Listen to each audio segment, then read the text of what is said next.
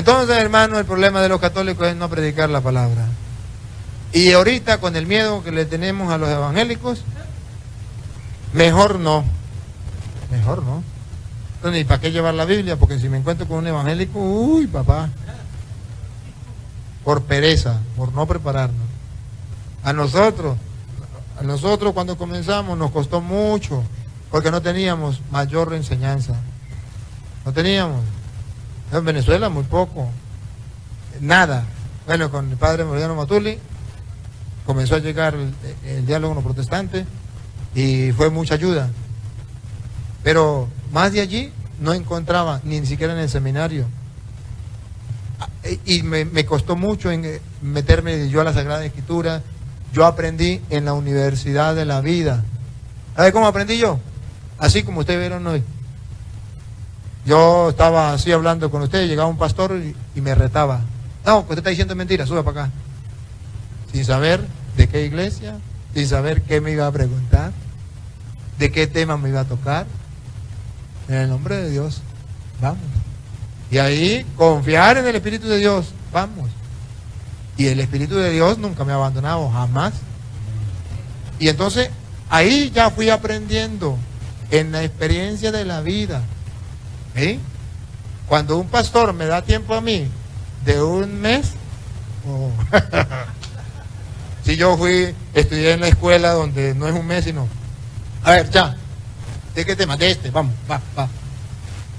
Ahora que me den un mes, pues me da chance. Entonces, es ver de que tenemos que prepararnos. Yo no tenía opción a prepararme.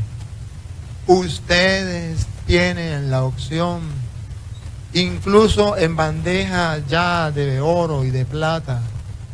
Tienen la cita, tienen la explicación, las ideas, y no tiene que ir a la universidad va a su casa, solamente ustedes ponen el televisor, agarra unas, esa que me gusta, pero no me gusta el nombre, papusas, pues esas pupusas, agarra una popusa esa, usted pone el televisor, comiéndose la popusa, y usted va mirando, ya que va a parar aquí, ajá, va a parar allá, esta cita, esta maravilla. Tiene todo, la universidad va a su casa. Y todavía se lo sirve en bandeja de oro, y todavía sin vergüenza, perezosos, raza de víbora, sepulcro blanqueado, hipócrita, fariseos, todavía no quieren estudiar. ¿Ah? Imagine, ahí se traen los CD, se traen memoria para que usted tenga en el carro, mientras está en una cola que va, ¿cómo es? ¿Cómo le dicen aquí cuando va despacio? No, cuando va vuelta de rueda, esa me gusta, a mí me hace reír cuando me dicen eso. Vuelta de rueda. Entonces usted pone allí y va escuchando. Algo queda.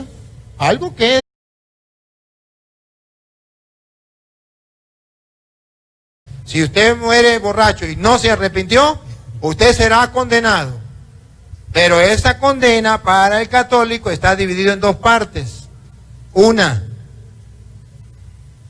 la condena de purgatorio hasta que pague el último centavo, o la condena del infierno, de ahí no sale. Y eso solamente lo sabe Dios. Amén. Y si usted me pregunta a mí, entonces yo le digo, espérese que usted se muera, y le pregunta a Dios, porque eso no está escrito. Dios los está enjuiciando a todos los que aman la bebida, la borrachera. Allá dice en 1 Corintios, en el capítulo 6, verso 9, que los borrachos no van a entrar al reino de los cielos. Yo quiero dejarlos bien claros con esta verdad. ¿A cuántos no ha matado el guaro? ¿A cuántos no tienen emproblemado el guaro? La mayoría están bajo tierra. Otros están pagando un precio en las cárceles. Pero lo bueno es que para estos encarcelados todavía tienen una esperanza, Pero para aquellos que ya murieron, se terminó la esperanza para ellos. Se terminó la esperanza para ellos. Por eso es necesario acudir al llamado de Dios para que tu vida sea diferente. Pedirle misericordia a Dios por mientras tú vives y caminas en esta tierra. Pedirle misericordia a Dios.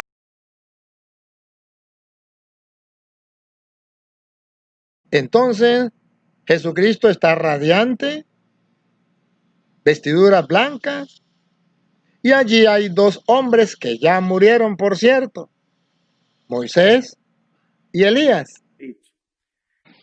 Tanto Moisés como Elías, uno representa la ley, Moisés, Elías, a los profetas. Cuando Cristo le habló a 3 de sus discípulos en el monte de la transfiguración, Mateo 17, y de repente sus vestidos fueron blancos como la lana, y hubo una aurea tremenda de Cristo, y los discípulos se quedaron ahí maravillados en lo que se conoce como la transfiguración. En ese momento, junto a Cristo aparecieron Moisés y Elías. Recuerdan ustedes que Elías no murió. Elías fue sacado del planeta Tierra sobrenaturalmente en una carroza de fuego. Y el cuerpo de Moisés nadie lo enterró, porque solo Dios sabe en dónde lo puso, cómo lo sacó y cómo lo levantó. Por eso vemos que en Judas Satanás quería contender con el arcángel Miguel por el cuerpo de Moisés, tal vez para extraer sus genes o convertirlo en reliquia o hacer de Moisés un ídolo al pueblo judío. Pero esta transformación que tuvo Cristo en el monte de la transfiguración nos habla, ¿verdad?, que era una anticipación de su segunda venida, porque les dio este vislumbre profético a 3 de sus discípulos nada más, no a los otros, a los otros 9, sino que solamente a 3 discípulos les permitió transfigurarse para que lo vieran en un adelanto de su gloria, como iba a venir en su segunda venida. Entonces parece ser también por esta razón que Moisés y Elías vendrán y le volverán a preparar el camino a Cristo. En cuarto lugar, tanto Moisés como Elías se fueron de este mundo de una forma diferente. Elías nunca murió, fue transportado, Segunda de Reyes capítulo 2, y Dios entierra sobrenaturalmente el cuerpo de Moisés.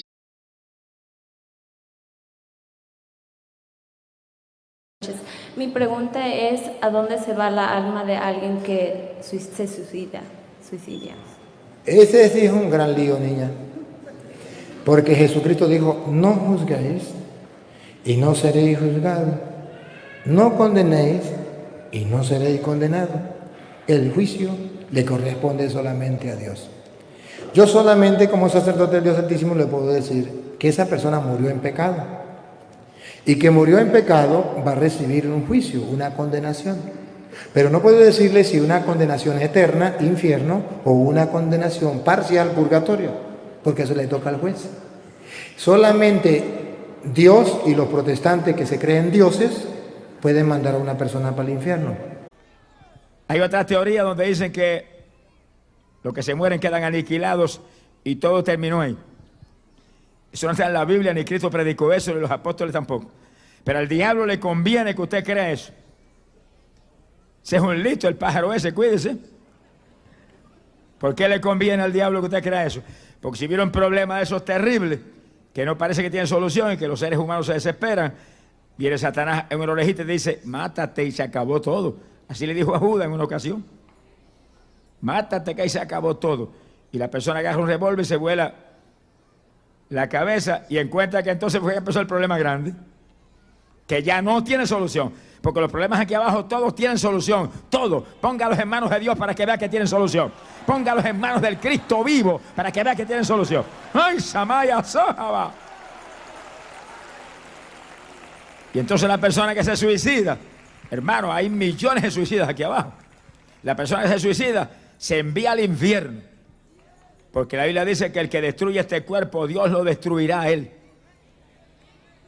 Sí, cuando venga un problema serio, usted esté un poquito atribulado y venga un susurro, mátate y se resuelve. Dile, mátate tú asqueroso que estás perdido. Yo no, yo tengo un Cristo en el cual tengo todavía confianza. Glorias a Dios. Alabe lo que Él vive.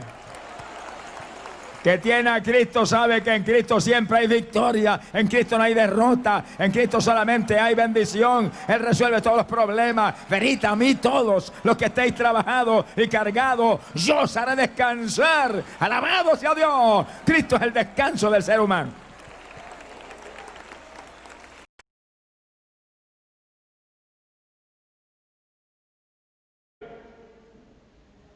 Cristo pagó el precio. Eso no lo hizo la Virgen María. La Virgen María ruega. Los apóstoles ruegan. Pero Cristo pagó el precio del rescate. Y para que se den cuenta que sí podemos rogar, que una cosa es mediación en cuanto que ruega, que lo podemos hacer porque los pastores ruegan por sus ovejas, ruegan por los enfermos, ruegan por el que tiene un problema. Sino, y el único mediador es Cristo. Entonces, ¿por qué los pastores dicen, venga para acá para orar por usted, Sara Mamay, Sara Mamay, Sara Mamay, Sara Mamay? ¿Por qué? Si el único mediador es Cristo, ¿por qué ellos sí? La Virgen María no puede rogar, pero los pastores sí. ¡Oh! Son más importantes ellos. Santiago capítulo 5, verso 14 en adelante. Santiago 5, 14. Alabe lo que él vive. Fíjense lo que dice. ¿Hay alguno enfermo entre vosotros? ¿A quién le está hablando Santiago? A la iglesia. Y le está haciendo una pregunta. ¿Hay alguno enfermo entre vosotros? Quiere decir que los hermanitos de la iglesia apostólica se enfermaban también, por si no le he preguntado eso.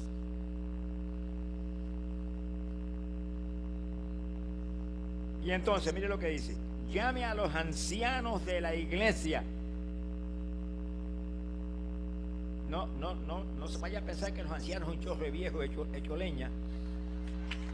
Los ancianos son gente llenos del Espíritu Santo, maduros espiritualmente. Pueden ser viejos, pueden ser jóvenes, al lado se pueden. A eso es el que tiene que llamar. En otras palabras, palabras más sencillas. Usted viene un síntoma de enfermedad, a quien tiene que ir es a su iglesia. Fue el gozo de los zapatos. ¿Está alguno enfermo entre vosotros? Llame a los ancianos de la iglesia y oren por él. Esa es la medicina. Dice, ungiéndole con aceite en el nombre del Señor. Y mire lo que dice el verso 15. Y la oración de fe salvará al enfermo. ¿Y por qué dice salvará? Porque lo sana, pero también perdona el pecado. Es una totalidad de victoria. No se limita a que le sane el cuerpo. Salvará. Quiere decir que también perdona el pecado. La oración de fe salvará al enfermo. El Señor lo levantará. Mira el médico. ¿Cuántos tienen un médico más grande que ese? Estoy velando a ver si una mano se levanta. Alábalo si puede. La oración de fe salvará al enfermo. El Señor lo levantará. Ese es el médico. Fíjense que Santiago le está hablando a la iglesia. ¿Hay algún enfermo entre vosotros? Mira el médico. El Señor lo levantará. Si hubiere pecado, le serán perdonados. O sea que Santiago nos ordena en esa orden apostólica que si hay algún enfermo, llama a los ancianos de la iglesia. Pero entonces dice en forma clara, la oración de fe sanará al enfermo y el Señor lo levantará. Ese es el médico. Alábalo si puede.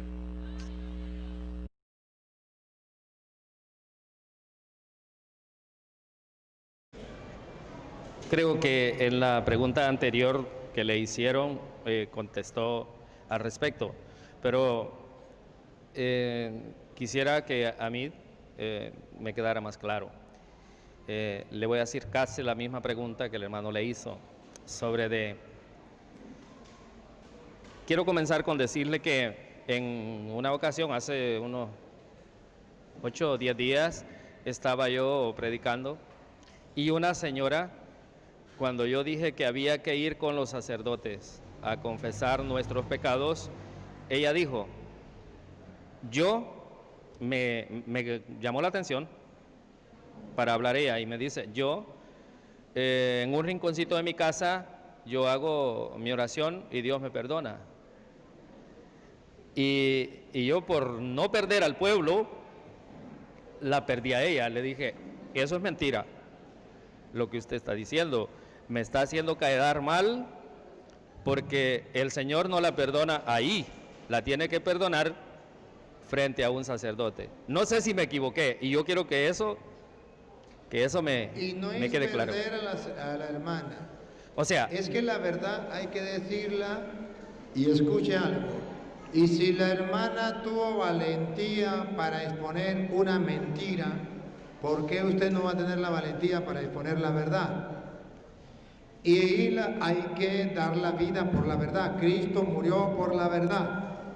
Y nosotros tenemos que decir la verdad y no esperar que le guste a la gente, porque no seríamos siervos del Señor. Ahora bien, la Biblia dice que hay que ir al sacerdote.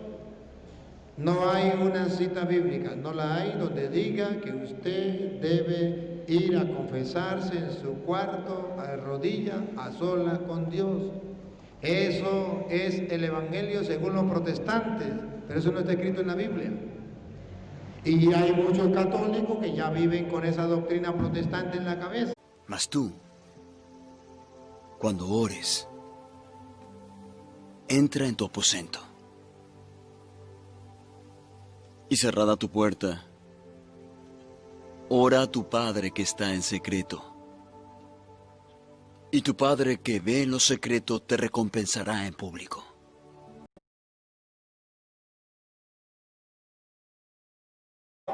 Como Enoc vivió de acuerdo con la voluntad de Dios, un día desapareció porque Dios se lo llevó. Yo leí un artículo donde decía que Enoc y Elías habían sido llevados al cielo y que ellos estaban preservados para venir en la venida de nuestro Señor Jesucristo, que es cierto. Que dice en la Biblia que fueron llevados al cielo, sí lo dice. De Elías se decía que venía, pero vendría alguien con el espíritu de Elías. No es, como dicen algunos, la reencarnación de Elías, no. Y Jesús lo dijo que era Juan Bautista. Juan Bautista venía con el espíritu y el poder de Elías, que es una cosa distinta. Por ejemplo, vamos a poner que hay una persona que traiga la misma mentalidad, el mismo espíritu, las mismas ganas de hacer las cosas que fulano de tal. Eso significa el espíritu de esa persona. Pero no significa literalmente que sea el alma de esa persona. Juan Bautista venía con la valentía, con el entusiasmo de Elías. Y por eso decía que Elías tendría que venir. Y efectivamente era Juan el Bautista quien venía con el mismo espíritu de Elías, con la misma fuerza y con el mismo poder que Dios le dio a Elías. De no se dice. De Elías sí. Para poder comprender quiénes serán estos dos personajes, necesitamos primero leer el pasaje y ver el contexto. Así dice el apóstol Juan en Apocalipsis 11. Entonces me fue dada una caña semejante a una vara de medir, y se me dijo, levántate y mide el templo de Dios y el altar y a los que adoran en él. Pero el patio que está fuera del templo déjalo aparte y no lo midas, porque ha sido entregado a los gentiles y hollarán la ciudad santa 42 meses, y daré a mis 2 testigos que profeticen por 1260 días vestidos de cilicio. Estos testigos son los 2 olivos y los 2 candeleros que están en pie delante del Dios de la tierra. Este templo que Dios manda a medir a Juan en la visión pudiera referirse al tercer templo judío que ellos levantarán y que estará listo en los días del anticristo. Lo triste es que cuando el anticristo entre en dicho lugar, cometerá la abominación de proclamarse a él como Dios y pedirá culto y adoración. Será entonces que los judíos se darán cuenta de que han sido engañados y tendrán que huir al desierto para escapar de la persecución que el anticristo ejercerá contra ellos. Por esto le dijo Jesús al pueblo judío en Mateo 24: cuando veáis en el lugar santo la abominación desoladora de que habló el profeta Daniel, entonces los que estén en Judea huyan a los montes. El que esté en la azotea no descienda para tomar algo de su casa, y el que esté en el campo no vuelva atrás para tomar su capa. Creemos que ese es un pasaje dirigido al pueblo judío que tendrá que huir al desierto, como también Apocalipsis 12 presenta a Israel como una mujer que huirá al desierto por 3 años y medio. Ahora bien, en medio de la confusión de los judíos y la persecución tan fuerte contra ellos, Dios levantará a 2 hombres que profetizarán y serán de perturbación para el anticristo y sus reyes. Veamos algunos detalles sobre estos 2 personajes. En primer lugar, es impresionante el poder que ellos tendrán para hacer grandes milagros. Dice la Biblia que si alguno quiere dañarlos, sale fuego de la boca de ellos y devora a sus enemigos. Y si alguno quiere hacerles daño, debe morir él de la misma manera. Ellos tienen poderes para cerrar el cielo a fin de que no llueva en los días de su profecía, y también tienen poder sobre las aguas para convertirlas en sangre y para herir la tierra con toda plaga cuantas veces quieran.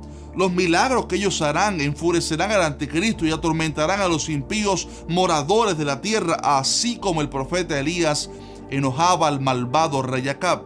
En videos pasados vimos que el anticristo tendrá poder también para hacer señales, pero estos 2 testigos enviados por Dios mostrarán el poder verdadero de Dios a través de grandes señales. Otro detalle curioso es que estos hombres son conocidos como testigos. Dios les llama mis testigos, y esto indica que ellos vienen a testificar de la verdad que ellos conocen. Pero no solamente esto indica que ellos testificarán de algo que conocen, sino que morirán como mártires, porque la palabra testigo en griego es mártir. Ellos proclamarán al mundo que los desastres que estarán aconteciendo son juicio de Dios y que necesitan volverse al Mesías verdadero, el que ya vino 2000 años atrás. También es muy probable que ellos estén presidiendo a los 144,000 sellados bajo el mismo propósito de predicar la palabra a los judíos para que se arrepientan de sus pecados y acepten al Mesías verdadero.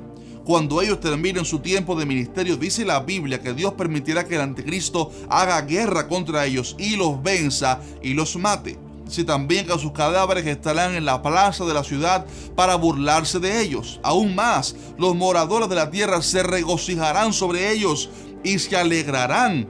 Pero después de 3 días y medio, ellos resucitarán y ascenderán visiblemente al cielo, lo cual causará un gran temor en sus enemigos. Y ahora viene la pregunta más común sobre este tema y por la cual seguramente ustedes que están viendo este video: ¿quiénes serán esos 2 testigos? ¿Cuál es su identidad? La verdad es que su identidad es un misterio, ya que la Biblia no menciona sus nombres textualmente. Pero sí hay ciertas indicaciones que pudieran apuntar a quiénes son. Primero están los que piensan que serán 2 judíos que vivirán en ese tiempo, a los cuales Dios levantará y les dará poder. Otros piensan que uno de los 2 pudiera ser Enoc, porque él fue raptado al cielo sin ver muerte hace miles de años atrás. Y otros piensan que pudiera ser Moisés y Elías, quienes vendrán del cielo a la tierra literalmente. Realmente es muy difícil sacar una identificación 100% acertada, pero creemos que los candidatos que más se pudieran acercar a la descripción de la Biblia son Moisés y Elías, por las siguientes razones. Primeramente, no es necesario que no hayan muerto estos testigos anteriormente. La mayoría de personas que dicen que no puede ser Moisés uno de los testigos se basan en que ya Moisés murió y usan el versículo de que está establecido para los hombres que mueran una sola vez y después de esto el juicio. Sin embargo, esto no se aplica para todos los casos, ya que los milagros de Dios, lo digo bien despacio, los milagros de Dios son alteraciones de las leyes naturales que Él mismo estableció al hombre. Por ejemplo, los que fueron resucitados por Jesús y sus discípulos, como Lázaro, Dorcas y otros, murieron 2 veces. Y tampoco es necesario que Enoc y Elías, quienes todavía no han visto muerte, estén obligados a morir físicamente, pues en el rapto habrá millones de cristianos que no conocerán la muerte. Así que no necesariamente tienen que ser Enoc y Elías los dos testigos. En segundo lugar, ambos testigos están actualmente en la presencia de Dios. Dice el pasaje que estos 2 testigos son los 2 olivos y los 2 candeleros que están en pie delante del Dios de la tierra. Esto pareciera quitar la idea que sean nuevos profetas que se levanten, ya que estos 2 profetas están actualmente frente a Dios, literalmente. En tercer lugar, los milagros de estos se alinean con los de Moisés y Elías. Dice que tienen poder para cerrar el cielo a fin de que no llueva en los días de su profecía. Esto lo hizo Elías cuando profetizó a Acab que no llovería por 3 años y medio. Qué curioso que la sequía duró el mismo tiempo que los testigos estarán en la tierra en la gran tribulación. También dice que tiene poder sobre las aguas para convertirlas en sangre y para herir la tierra con toda plaga. Moisés fue el único profeta que convirtió las aguas en sangre en Egipto y ministró en el caso de las 10 plagas sobrenaturales. En cuarto lugar, Moisés y Elías son los mayores representantes de la ley y los profetas. Moisés representa la ley y Elías los profetas. Tanto la ley como los profetas hablaron y profetizaron sobre Cristo. Pero los judíos ortodoxos hoy en día aún viven bajo el tiempo de la ley, esperando por el Mesías. Por lo tanto, Dios les enviará las personas que ellos más respetan de la historia, Moisés y Elías, para anunciarles que la ley y los profetas anunciaban a ese Jesús que vino 2000 años atrás. Y por último, es curioso que tanto Moisés como Elías estuvieran en la transfiguración con Jesús. Es un misterio lo que hablaron en ese evento, ni por qué sucedió esa conversación en la transfiguración de Cristo. Pero sí es cierto que esa transfiguración pudiera indicarnos mejor que ellos pudieran ser los 2 testigos en la gran tribulación.